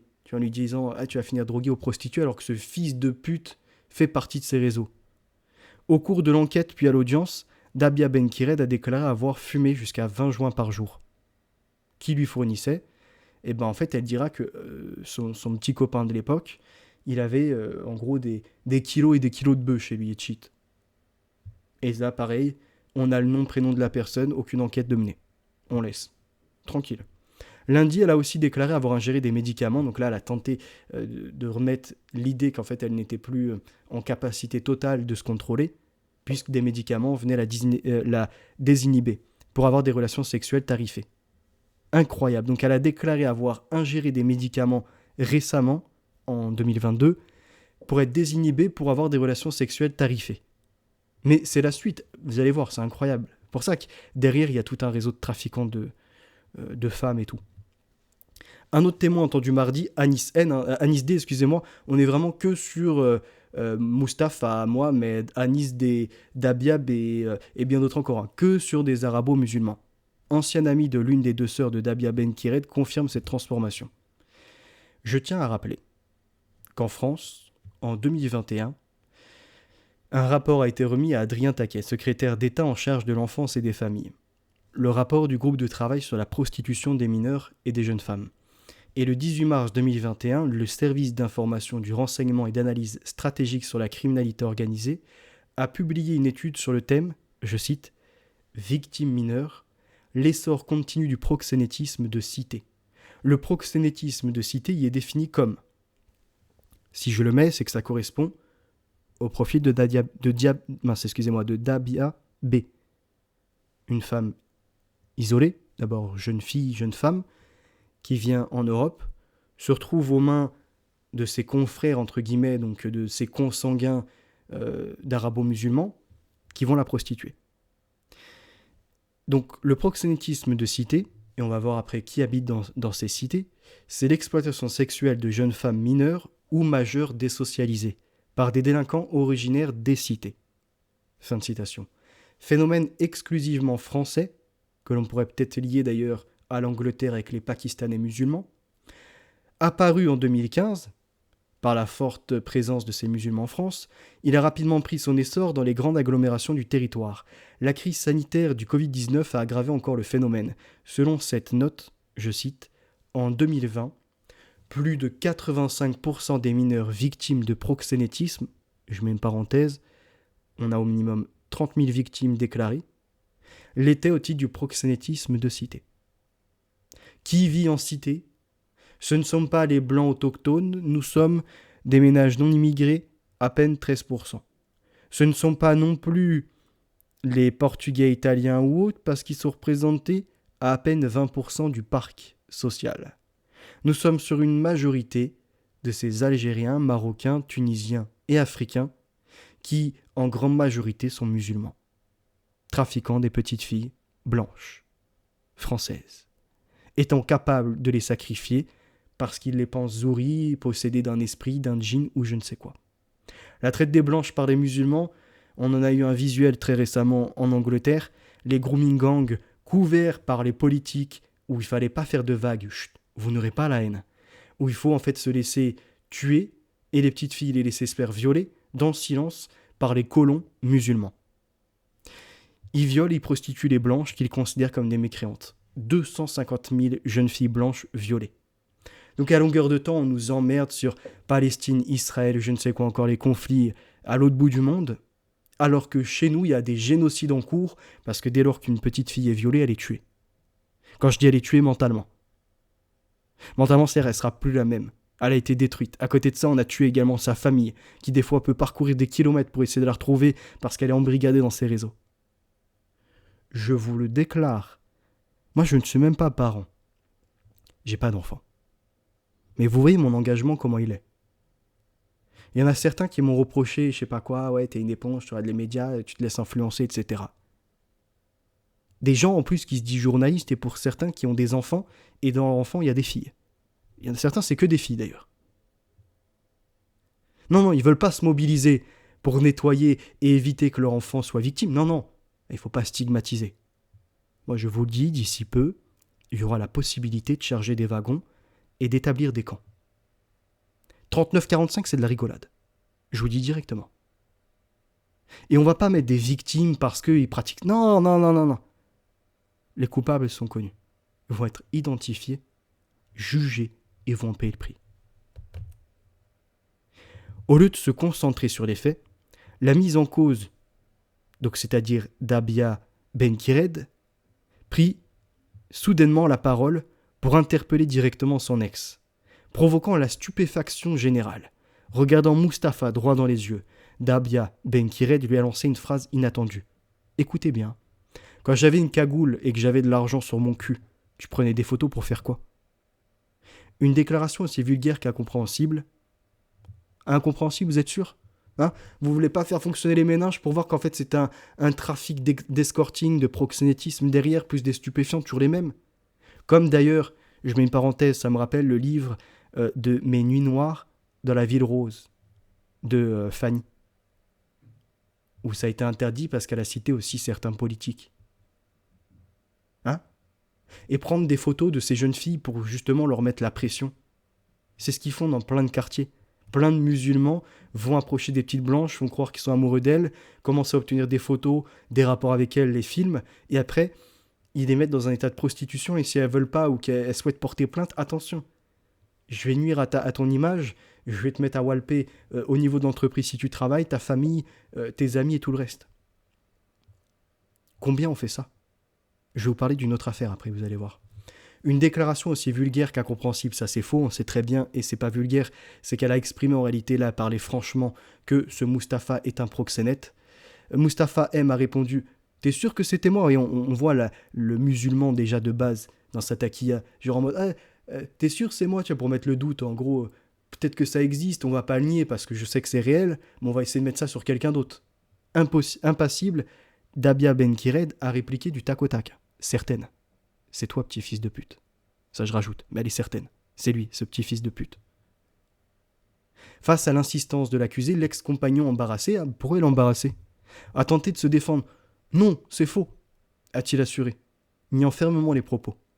Mais Dabia Ben Kired n'a pas désarmé. Déterminée à poursuivre son accusation, elle ajoute « Écoutez bien, t'avais même des photos et des vidéos. » Pourquoi, à ce moment-là, le tribunal ne dit pas « Ok, monsieur Mustapha, on va faire quoi ? Vous allez remettre votre téléphone et on va analyser. » Ou bien Dabia B. On va essayer de voir si dans les échanges on retrouve ça. Toujours calme. Parce que lui, il sait que ça y est, il passe pas en jugement, il est uniquement là, auditionné. Vous voyez, comment je pourrais dire ça ? Il est un témoin. Donc, il n'a aucun intérêt à s'énerver ou autre. Il doit au contraire essayer de même étouffer l'affaire. Donc, il reste calme. Il rentre pas dans la contradiction. Oui, parce que sinon, il pourrait y avoir elle pourrait commencer à s'emporter, là, d'un coup, se livrer et donner des indices de là où ça s'est passé, à quelle période, et tout le reste. Donc, il dit juste... Non, au début, t'es sûr que c'était moi ? Pour essayer de se dédouaner et travailler un peu sa psychologie. Après, non, c'est faux. Et elle lui dit, t'avais même des photos et des vidéos. Toujours calme, Mustapha M a de nouveau nié. Non. Tandis que le président de la cour tentait de ramener l'audience à un cadre plus rationnel. Et à nouveau, la débilité, on va dire ça comme ça, du président de la cour, au lieu de voir que là, c'est le moment maintenant précis de pouvoir se saisir du moment où les deux sont confrontés, ils ne sont pas vus depuis longtemps, elle l'aime, lui, il sait plus que ce qu'il en dit, il y a moyen en fait de faire éclater, on va dire, une pression entre les deux pour qu'ils viennent à parler franchement. Pas en travaillant leur psychologie, leurs mots et tout, et enregistrer tout ce qui est dit et retourner contre eux. Mais non, ils préfèrent taper de son marteau, on demande le calme, en tout cas, voilà, que chacun revienne à son silence, tant qu'on n'a pas posé de questions, putain, l'incompétence, quoi. J'avais l'habitude qu'on me fasse faire ça. Donc, elle a bien été violée, en plus de ça, elle dit bien qu'elle a été prostituée, et qu'elle avait l'habitude qu'on l'humilie, et qu'on la force à des relations qu'elle ne voulait pas. Donc moi, je ne défends pas cette criminelle, je dis juste qu'il y a un État qui l'a rendue comme telle, c'est-à-dire ses amis arabo-musulmans qui l'ont prostituée, ses amis arabo-musulmans qui lui ont partagé la sorcellerie dans laquelle il croit, les djinns, les enfants souris, ses amis musulmans également qui se sont servis d'elle, qui l'ont droguée, etc. Une fois dans l'appartement au 6e étage, l'accusé dit avoir demandé à l'enfant de se déshabiller, d'aller prendre une douche, car la petite gamine a dit qu'elle avait ses règles. Ça, selon un apologiste du vil sur Internet, ça voudrait dire que si c'était un homme, elle aurait pu être mariée. Hein ? Un musulman de Paname qui se filme souvent sur Internet dans des propos d'horreur où ils sont capables, les musulmans, de dire que marier des petites, c'est bon. Pourquoi une telle demande ? Dabia B va dire « J'avais l'habitude qu'on me fasse faire ça, prendre une douche et qu'on me force à faire une fellation. » Dit-elle, « J'ai infligé à Lola ce qu'on m'a déjà fait. » « Vous aviez une envie sexuelle ?» l'interroge le président. « Oui, » répond Dabia Ben Kired, « une envie présente dès leur rencontre au rez-de-chaussée. » Comme je vous ai dit, j'ai produit une vidéo, la mise à l'amende d'un apologiste du vil, lui rappelant sa religion en fait désastreuse, qui a certainement joué sur ceux qui violaient la petite Dabia pour commencer. Une Dabia qui elle-même étant violée veut reproduire ça sur une petite blanche. Parce que le prophète Mohammed, le pire des hommes, même un porc roulé dans des excréments est plus propre que lui. Et même physiquement plus beau que lui. Ce balafré avec sa molaire en moins, où les bismillah ne fonctionnent pas parce qu'il n'y a aucun ange de Dieu qui descendrait pour un tel monstre, capable d'abuser une petite fille ayant des vues sexuelles sur une gamine de 6 ans, et la détournant à 9 ans en essayant de jouer de ses parents, comme ça se passe en fait en Afrique du Nord, comme ça se passe partout dans les pays arabo-musulmans, dans la mise à l'amende d'un apologiste du vil, et j'ai laissé un espace parce que vous comprenez ce qu'ils font sur les enfants, eh bien, j'ai relevé des enquêtes où il y a chaque année des millions d'enfants mariés de force, battus, violentés, excisés également au niveau de leur partie génitale par des musulmans. Et ils nous importent ça en Europe. Dabiabé dira « Je lui ai touché les seins et je lui ai claqué la tête contre le mur avec ma main ». Interrogé par le président, l'accusé estime que le coup n'était pas vraiment fort. Est-ce qu'elle a perdu connaissance, Lola lui demande le président. Non, répond Dabia Benkired. Elle explique avoir touché les seins de Lola car Mustapha M, arabo-musulman, lui le faisait. Elle poursuit. Dans la douche, pour moi, elle s'est transformée en fantôme. Elle disait rien, elle parlait pas. Un fantôme, un djinn qui ne réagissait pas. Donc elle est encore musulmane quand elle fait son acte et elle croit en effet au djinn, qui soutient à d'innombrables reprises que la fillette ne s'est pas défendue, se laisser faire, y compris quand je lui ai demandé de me faire un cunilingus. L'horreur. L'accusé est interrogé au sujet donc de ce cunilingus et dit « Je l'ai attrapé par les cheveux pour le faire, comme Mustapha, mais sans la violence », dit encore Dabia Benkired. Elle a ensuite mis la tête de l'enfant entre ses jambes. Pour moi, comme elle n'a pas dit non, c'est que c'est oui, ajoute l'accusé. Et c'est là l'accusé affirme ensuite que Lola était d'accord pour faire tout ce qu'elle lui demandait, pour essayer de dire qu'il y avait soi-disant un consentement. La phrase est difficile à entendre, même n'est pas acceptable, dit le président, ajoutant qu'elle ne devait pas être d'accord. C'est impossible de toute façon. Interrogé, Dabia Benkired affirme ensuite que le cunilingus a duré 2 minutes et confirme avoir eu un orgasme. Putain. J'avais peur qu'elle me dénonce. L'accusé explique pourquoi elle a scotché l'enfant. L'accusé dit avoir commencé à scotcher l'enfant. Pourquoi ? Demande le président. J'avais peur qu'elle en parle à sa famille, qu'elle me dénonce, dit Dabia Benkired, rappelant qu'elle pensait être face à un fantôme. Dans sa version, cette partie montre que en fait, c'est une perverse sexuelle parce qu'elle a subi des abus et tout le reste de la part de sa communauté musulmane, mais aussi qu'elle a quand même cherché en amont à faire des rites. Donc elle a peut-être fait d'une pierre deux coups, entre guillemets. Quand vous la scotchez, est-ce que vous vous dites que c'est pour la tuer ? Creuse le président. Toute la haine que j'avais en moi, je l'ai sortie en elle, répond-elle. Le président. C'était pour qu'elle ne parle plus ? Oui, répond l'accusé. Dabia Benkired poursuit son récit. Elle dit se rendre dans le salon, allumer la musique et fumer une cigarette. Au cours de l'instruction, elle dira que c'était pour ne pas entendre la jeune Lola. Quand revient-elle auprès de l'enfant ? Demande le président. Quand j'ai fini, dit l'accusé. Elle donne alors un coup de couteau, un coup de ciseau dans le corps de Lola, morte asphyxiée et scotchée. J'ai commencé à la voir comme un mouton. Même quand je touchais la peau avec le couteau, elle était dure comme celle d'un mouton. Donc c'est comme ce qu'ils font au sacrifice de l'Aïd. Ils tuent des moutons et des agneaux. D'ailleurs, l'agneau étant le symbole du Christ. Ils tuent, c'est dans leur rite. Ils les égorgent, dans la souffrance. Le président lui rappelle que 38 plaies ont été identifiées sur le corps de Lola. Comment on explique cette différence entre un coup de couteau, un coup de ciseau et 38 plaies ? Lui demande le président. J'ai rien fait, j'ai pas de réponse. Je n'arriverai jamais à égorger qui que ce soit, assure aussi l'accusé. J'ai vu Lola comme un mouton, je voulais faire comme au bled. Donc lors de l'Aïd, donc toujours fête musulmane, etc. Les confidences glaçantes de Dabia.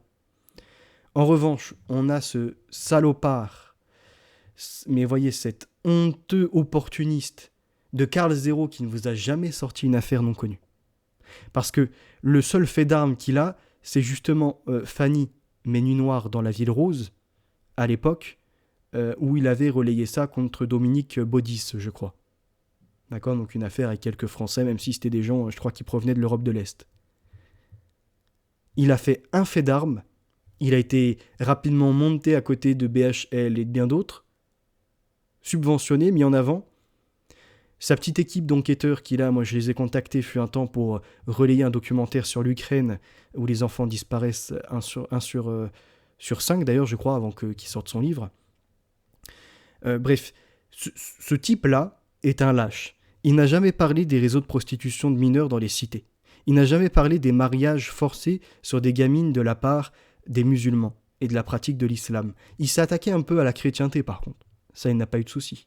Il a invité les gens en jouant sur une perversion en disant, oui, sur la mauvaise curiosité. En disant, vous savez, vous faites 2-3 clics sur le darknet et vous trouvez ces réseaux, ces vidéos où des gamins sont abusés à l'autre bout du monde, etc. Ça, c'est ce que j'ai toujours dénoncé. J'ai dit, ce mec est malsain parce que dire aux gens en 2-3 clics sur le darknet, je sais pas quoi tu peux trouver et tout, c'est quelque part en inciter certains à faire les recherches. Peut-être que dans un premier temps, c'est pas des pervers, ils vont juste vouloir regarder l'horreur qui peut se produire et tout. Mais en fait, déjà, c'est-à-dire qu'il conduit des gens à alimenter un réseau. Alors que moi, j'ai toujours dit, t'as pas besoin de voir des vidéos. Il suffit juste que tu prennes connaissance de notamment Catherine Bolkovac, ce qu'elle a dit en Bosnie-Herzégovine. Tu prends connaissance de l'affaire Jack Lang. Tu prends encore acte de ce qu'elle a fait d'Abiabé et bien d'autres. T'as pas besoin d'aller voir des vidéos. Mais ça, c'est pour alimenter, vous voyez, un réseau derrière. C'est une ordure en réalité, ce type. Quand il a parlé des francs-maçons par rapport à la lettre, c'était sur l'affaire Fourineret, il n'est jamais revenu dessus. Son magazine ne fait que du périmètre. Aucun enquêteur, aucun journaliste n'a fait tomber des réseaux par Karl Zéro. Alors que le mec, ça fait des années qu'il dit qu'il est au contact d'associations, de politiques, de médias, de témoignages, de victimes et tout le reste. Même moi, en recoupant le rapport et les articles de journaux quant à l'affaire du témoin X1, Georgia Newf, un truc comme ça, je ne sais plus comment elle s'appelle, et notamment le meurtre de la champignonnière, etc. Ah, et lui, en fait, c'est juste pour jouer une forme de complotisme. C'est-à-dire que Karl Zéro, là, dans l'affaire de Dabiabé, il va prendre Fata, donc un musulman pareil qui lui est en prison actuellement, qui est un sorcier. En effet, chez lui, ça sent le mort, il fait des trucs pas bien pour les enfants et il force apparemment Dabia à faire des choses mauvaises. Ok, d'accord, ça, il faut l'investiguer. Mais pourquoi il prend pour argent comptant les déclarations de Mustapha et qui ne relève pas la traite d'esclavage sexuel par ces mêmes arabo-musulmans? Pourquoi il creuse pas sur le Fatah et les types de sorcellerie qu'il fait? Pourquoi encore il ne reprend pas le document d'Élise Lucet, enfin du moins partagé sur FR2 ou FR3 à l'époque, viol d'enfant à la fin du silence? J'étais le seul à approfondir, pas seulement l'hôtel, parce que ça avait été découvert par bon nombre, d'ailleurs j'ai récupéré ces recherches pour vous dire, je suis honnête, mais j'étais le seul à réexaminer qui était le psychologue, à tenter de rentrer en contact, mais malheureusement je n'ai pas eu de retour, à réexaminer en retournant, parce que la caméra ne nous mettait pas les dessins des enfants à l'endroit, et en voyant qu'il y avait derrière de l'hypnotisme, donc certaines pratiques ésotériques, qu'il y avait également d'ordre de l'utilisation de pendentifs, de certaines cérémonies, qu'il y avait également les enfants, ils parlaient de crucifix en herbe, donc on était sur des blasphémateurs en réalité de la chrétienté, et comment dirais-je, que c'était du vaudou, et que tout ça était lié entre autres quand il était question de statuettes africaines et donc de croyances africaines où on sacrifie, on met du sang sur la statue, où on tue des enfants et tout, comme dans les croyances zouris. Bien, il y avait un haut collectionneur qui d'ailleurs était à faire des expositions au musée Pompidou, je crois. Non, c'est pas Pompidou, c'est comment il s'appelle l'autre. Ah putain, j'ai plus son nom, c'est pas grave. C'est Marc Ladrette de la Charrière. Avec son enfant Jérémy Ladrette de la Charrière, condamné pour fichier pédocriminel. Donc Marc Ladrette de la Charrière, tout ça, c'est des gens en soi qui ont fait fortune en France, mais qui n'ont rien de français. Et les gamins parlaient bien de sacrifices d'enfants noirs, mais de blancs également forcés à faire des choses immondes dans le documentaire. Et j'ai contacté également, pour vous dire, je n'ai pas eu de réponse, des galeries et des vendeurs-revendeurs de statuettes d'art africaines, etc., pour demander s'ils connaissaient le Bouc Noubourg, et surtout derrière, par rapport à la forme de la statuette, est-ce qu'ils savaient de quelle, entre guillemets, divinité il s'agissait? Parce qu'il y en a certains, c'est pour obtenir du pouvoir, d'autres, c'est juste obtenir de l'argent, d'autres encore, ça va être un statut politique ou une protection contre les démons et tout ça. Il y a différents types de pratiques. Et que certaines de ces statuettes africaines, donc de croyances africaines et non occidentales, hein, rappelons-le, donc qui ont perduré chez eux, comme quand ils sacrifient les albinos et tout le reste. Et on veut nous faire croire que c'est nous la décadence. Et en investiguant, je reconduis juste sur le viol d'enfant, fin du silence, de ce qui était partagé à l'époque, les gamins, ils montrent qu'il y avait une sorte de ouais, truc sur la tête, on va dire, comme un chapeau à moitié. Et que ce type de chapeau, ben, il se retrouve dans la maçonnerie, comme on le retrouve également par certains pratiquants du Talmud, comme on le retrouve chez les musulmans, en tant que personne lambda, pas uniquement représenté par les hautes têtes. Donc, il y a un sujet. Et pour moi, les talmudistes eux-mêmes, mis en cause dans certaines formes de sacrifices, de rituels, sont les maîtres à penser et les maîtres en action de Mohammed, d'où cette continuation dans le monde islamique de ces horreurs. Mais ça, Karl Zero ne vous en parlera jamais. L'affaire Lola, c'est Dabia Benkiret qui évoque un lien religieux avec le meurtre de Lola devant la cour. Elle dit « Je pense que la vie, c'est comme ça. On va tous mourir un jour. Moi, dans ma religion, donc sa religion, c'est l'islam. Hein. Ceux qui disent le contraire, c'est des menteurs. Et de toute façon, il y a des articles qui vont bientôt sortir parce qu'elle a été interrogée sur sa religion.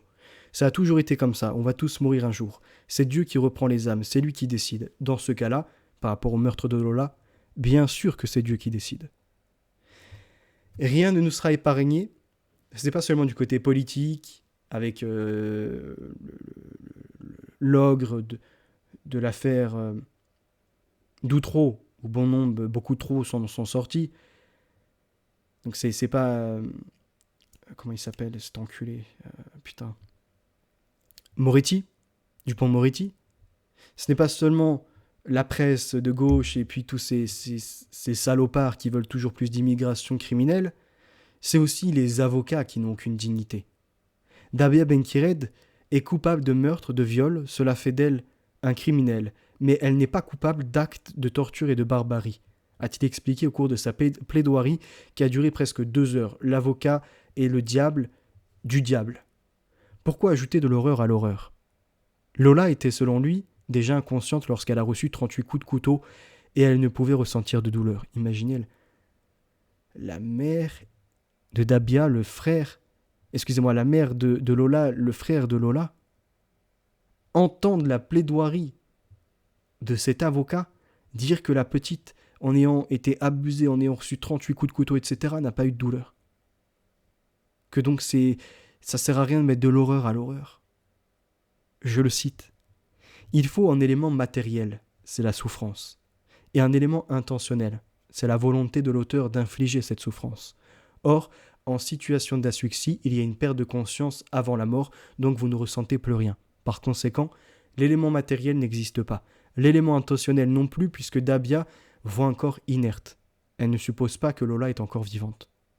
Donc ça lui permet d'enchaîner les coups de couteau encore sur un cadavre.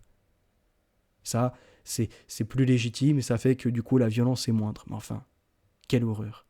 Et comme je vous ai dit, rien ne nous est épargné. Libération, procès du meurtre de Lola. Le moment ou jamais de remercier Robert Badinter qui a mis fin à la peine de mort. Ou le Parisien.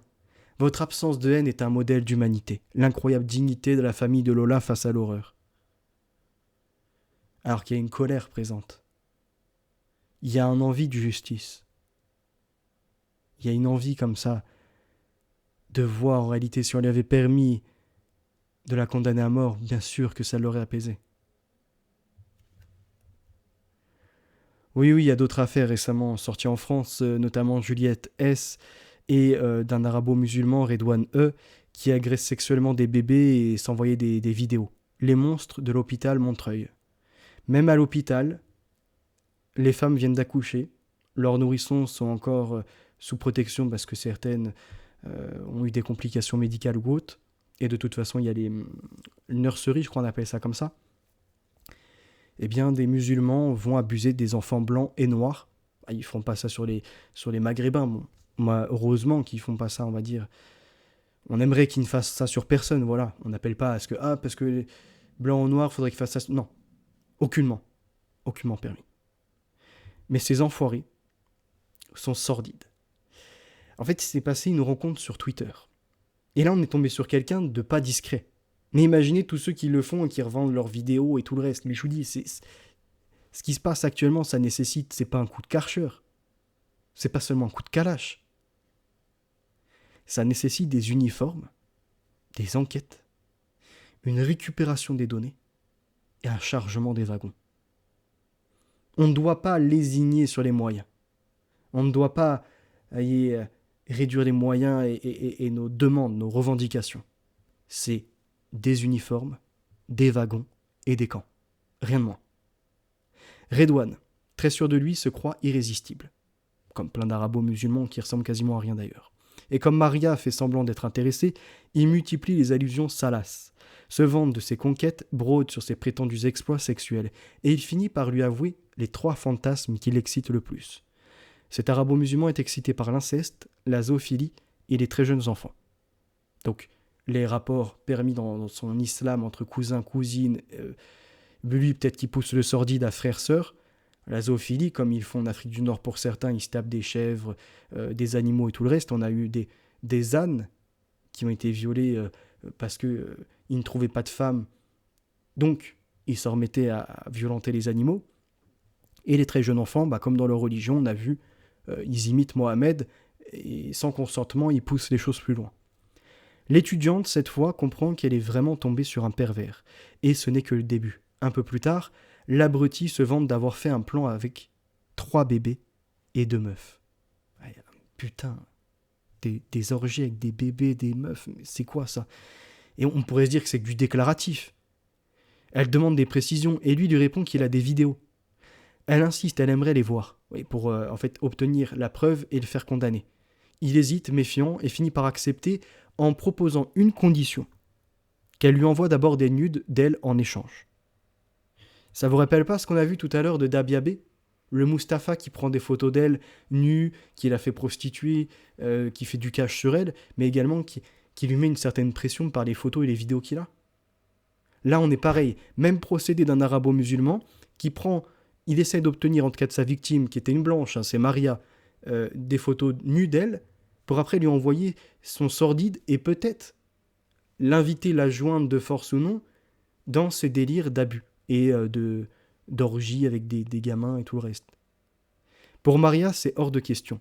Mais elle trouve une parade en lui balançant une photo anonyme récupérée sur Internet. Et on le voit pratiquer en effet des attouchements sur un bébé. L'arabo-musulman d'Afrique du Nord, Redouane, pense-t-il avoir désormais un moyen de pression sur elle au cas où elle tenterait de le trahir? Il lui envoie une vidéo. L'horreur. Toujours selon Maria, on le voit sur les images, à visage découvert en train de pratiquer des attouchements sur un bébé qui tète le sein de sa mère. Redouane, en rigolant, lui en promet une autre qui, prévient-il, va la choquer. Il précise qu'il s'agit cette fois d'une femme. « Je vais te montrer une vidéo, quand elle est au taf et qu'elle joue avec des bébés. » On y découvre une jeune infirmière en tenue masque chirurgical sur le visage, en train d'agresser sexuellement un nourrisson. « Elle l'a trouvé où le bébé ?» lui demande Maria. « Elle bosse avec les bébés. » L'hôpital public a démenti que cette dame travaillait chez eux. Sauf que pas de bol. Les enquêtes, les journalistes ont prouvé que cette dame était bien chez eux, et donc la hiérarchie a essayé de camoufler les victimes, et donc derrière éviter les poursuites judiciaires contre leur défaillance, contre la personne, mais aussi pour demander réparation.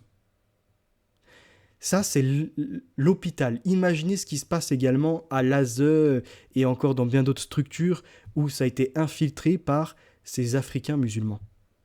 Plus les pervers de gauche qui veulent justement remplacer notre peuple, qui avait le bon sens, où on était encore sur le côté, on va dire, de la chrétienté, la royauté et tout le reste, parce qu'ils veulent remplacer le tout par le vil. La République. Une république démoniaque. En fait, une république islamique, puisqu'elle est compatible. Talmud-islamiste, quelque part. Oui, souvent on les entend, ces maghrébins, ces noirs musulmans, on dirait c'est les blancs, les pédos, c'est les blancs, je sais pas quoi. Zlatan B, Asman M, 2 lycéens connus en mal, condamnés pour avoir relevé leurs notes en piratant Pronote. Mais le plus grave, c'est 4900 fichiers pédocriminels sont trouvés sur une clé USB appartenant à Asman M, arabo-musulman, qui avait déjà été condamné pour des faits similaires. Partout en fait. On a parlé de l'Angleterre, on parle de la France, des quartiers. On voit aussi que les Irlandais sortent. Ils veulent également sortir les migrants d'un hôtel qui les héberge, en plus à leurs frais, où dedans on retrouve des gens qui vont violer des petites filles de 10 ans. Bien évidemment, les moyens sont déposés et dépensés non pas pour mettre la justice, mais pour protéger les criminels. La police irlandaise a transformé l'hôtel City West qui héberge les migrants en une forteresse protégeant ceux qui détruisent leur propre pays aux frais des contribuables, comme nous en France. Et on va accuser ces gens-là d'être des extrémistes, des populistes et tout le reste, parce qu'ils veulent remettre un cadre quant à l'immigration et mettre peut-être dans les camps du travail ou non ceux qui abusent de petites filles. Ça sera tout pour aujourd'hui. Merci pour votre écoute. Vous me retrouvez en cas de censure avec le @Phenotix-Evolution sur tout simplement Odyssée. J'espère avoir été concret, ne pas avoir été trop long, 1h40 pour traiter de l'entièreté de l'affaire. Je pense que c'était un bon format et que c'était surtout essentiel. Ne vous laissez pas leurrer par leur taquilla, leur dissimulation. Ce sont des colons qui font mal à notre peuple, qui s'en prennent aux vieilles femmes, aux enfants, etc. Et ils vont le payer très cher. Ils vont le payer très très cher. À très bientôt. La vérité est notre avenir. Les valeurs sont ancrées et la victoire nous est assurée.